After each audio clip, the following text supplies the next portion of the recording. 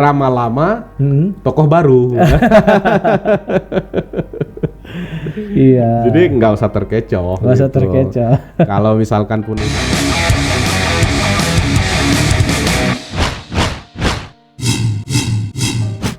Selamat datang kembali di channel Satrio Bushido Library. Hari ini kita mau berbincang-bincang tentang pemberitaan dan isu politik terbaru ya. Khususnya masih seputar binatang. Binatang dalam pengertian bukan orang ya. Iya. Tapi binatang dalam pengertian Simbol. istilah-istilah atau simbol-simbol atau narasi-narasi para politisi gitu. Iya. Nah, ini yang menarik itu adalah soal celeng Versus banteng. versus banteng celeng apa? Banteng celengan. Celengan. Jadi ini bermula dari pernyataan Ketua DPD PDIP Jawa Tengah ya, yaitu Bambang Yuryanto atau yang dikenal dengan Bambang Pacul, bahwa dia menyatakan kader-kader yang mendeklarasikan Ganjar Pranowo bukan banteng, tapi celeng. Memang ya siapapun pasti akan marah ya dengan pernyataan itu. Jangan mentang-mentang ketua ya. Sesukanya aja membuat terminologi terhadap orang yang tidak sepaham gitu. Terlepas soal nanti itu melanggar aturan partai atau tidak, ya biarkan disiplin partai yang berjalan. Jangan membangun opini yang seolah-olah orang tak manfaat gitu. Nah, tapi yang menariknya itu mantan wali kota Solo, yaitu yang juga ketua DPC PDIP Solo ya. Ya, Solo. FX Rudiatmo itu, atau FX Rudi yang lebih akrab dikenal, dia justru membela kader-kader yang mendeklarasikan Ganjar, dan bahkan dia mempersilahkan kader-kader di Solo yang mau mendeklarasikan Ganjar Pranowo gitu. Ya. Memang kalau melihat situasi saat ini di tengah alam demokrasi kita, keterbukaan, harusnya sih narasi ataupun logika yang dibangun oleh Ketua DPC Solo itu justru lebih lebih bisa diterima ya. Karena kan ya biar aja dulu muncul dari bawah apa yang menjadi keinginan kader partai gitu kan, apa yang menjadi keinginan simpatisan soal siapa yang mau dicalonkan sebagai presiden. Kalaupun nanti itu bisa diterima oleh partai dan dijadikan keputusan oleh partai, ya itu mungkin nanti bisa dibicarakan di dalam internal seperti itu kan, mekanisme partai, dan berani juga memang menjadi kontra gitu kan, efek Rudi terhadap statement Bambang Pacul ini gitu kan. Padahal bisa dibilang ketua dia itu ya masih masuk Jawa Tengah kan? Iya, masih di Bambang Pacul masih ketua dia kan tuh DPC. Betul, kalau secara struktural di bawahnya efek Rudi ya. Ya, tapi kan efek Rudi juga kan secara ketokohan saya rasa juga cukup punya nama gitu kan. Pernah juga menjadi wali kota ya di Solo gitu kan, berarti walaupun sebatas DPC, tapi beliau karir politiknya lumayan jenjangnya cukup baik lah ya dalam hal kepemimpinan di PDIP. Jadi dengan adanya dukungan dari FX Rudi, saya pikir ini justru menjadi lebih dinamis, memacu semangat gitu kan. Teman-teman yang ada di relawan ini jadi naik lagi spiritnya untuk mendukung Ganjar. Iya. Iya, dan pernyataannya di beberapa media yang saya baca itu menarik juga, bahwa meskipun kata-kata itu atau penggunaan kata celeng itu dialamatkan kepada kader-kader di bawah, yang artinya sudah mendahului wacana sebelum ketua umum memberikan informasi siapa yang didukung. Tapi dia mencoba membuat definisi celeng itu bukan rendahan. Iya. Ya kan? Dia bilang celeng itu tegak lurus. Karena jalannya dan larinya dia selalu lurus. Nah, kemudian artinya dia buat semacam jangan berkecil hati. Iya. Mau dituduh celeng maju aja kan, seolah-olah gitu kan. Pesannya itu dari kalimat itu kan itu, mau dituduh kita celeng tetap aja maju. Sebab celeng itu yang bagus, yang lurus katanya. Terus sampai ada istilah lagi, lebih bagus menjadi banteng celeng daripada banteng celengan. Jadi ada Lebih semacam ini. berbahaya, ya. Iya, kalau kita dalami kalimat ini, banteng celeng dan banteng celengan. Iya. Ya kan? Kalau coba kita buat semacam interpretasi lah dari dua kata ini kan, banteng celeng itu kan berarti yang dianggap rendah lah kan. Iya. Artinya mereka yang berjuang untuk partai tanpa kenal lelah, tanpa kenal materi, artinya mendedikasikan diri kepada partai, kerja-kerja partai. Tapi di balik itu ternyata mereka adalah barisan yang tegak lurus. Ya, yang memang betul-betul serius gitu untuk membangun partai seperti itu. Nah, ketimbang banteng celengan ini. Nah, itu makanya saya bilang, jadi seolah-olah ada perlawanan kata. Iya. Perlawanan kata antara banteng celeng dan banteng celengan. Artinya dia menyatakan itu berarti ada realitas. Iya. Atau mungkin ada bagian itu, komunitas itu di lingkaran partai sendiri. Iya. Kenapa dia sampai menyatakan banteng celengan? Bahkan didefinisikan lagi di bawah. Kalau di Solo Pos itu sampai didefinisikan. Ada definisinya ya? Ada. Kita kutip dari Solo Pos ya. Ya. Lebih lanjut, Rudi meminta para kader PDIP yang disebut Bambang Pacul sebagai banteng celeng tidak perlu merasa sakit hati. Saya sangat mendukung teman-teman yang dikatakan banteng celeng ini. Tak usah sakit hati, karena banteng celeng ini adalah banteng-banteng yang tegak lurus, bukan banteng celengan. Jadi ada semacam ada semacam perlawanan lah. Iya. Perlawanan dari perilaku mungkin, atau perlawanan dari ya model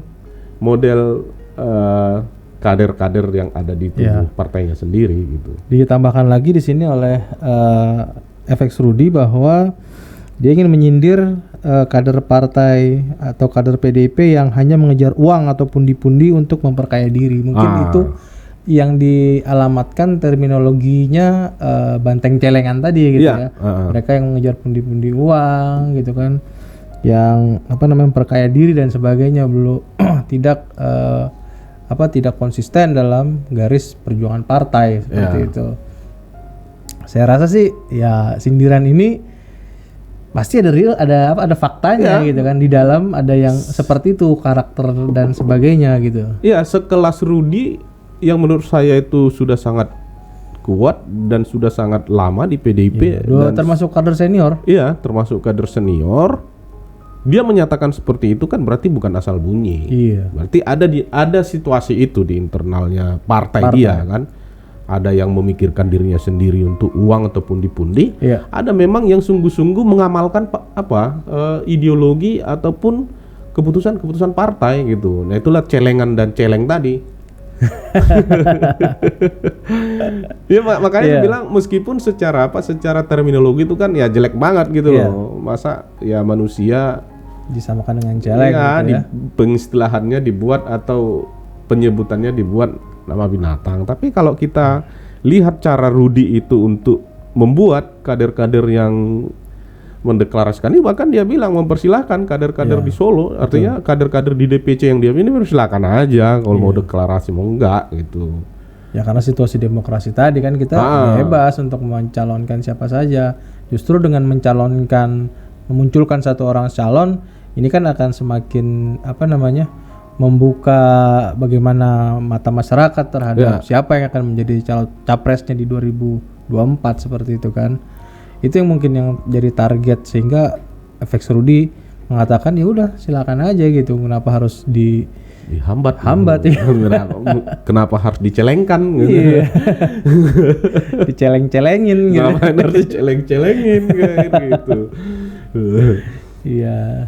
Tapi mungkin begini ya, saya sih sepenuhnya bukan melihat itu sebagai konflik internal ya. Iya. Menurut saya itu bukan semacam bagian yang, walaupun beberapa elit PDIP itu menanggapi itu pernyataan celeng ini. Kan ini hampir beberapa bulan terakhir ini kan PDIP Jawa Tengah ini kan selalu memunculkan semacam ya pemberitaan yang bisa dikatakan dalam tanda petik itu seolah-olah terjadinya konflik antara Bambang Pacul dengan Ganjar Pranowo gitu.